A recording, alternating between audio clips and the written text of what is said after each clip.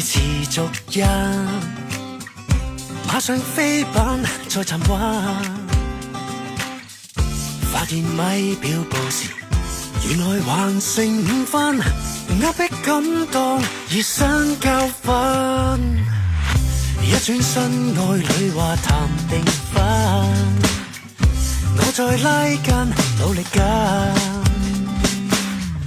拼命籌備禮物，直到手機都震，尚有工作沒有加薪，明日10個辛苦的動作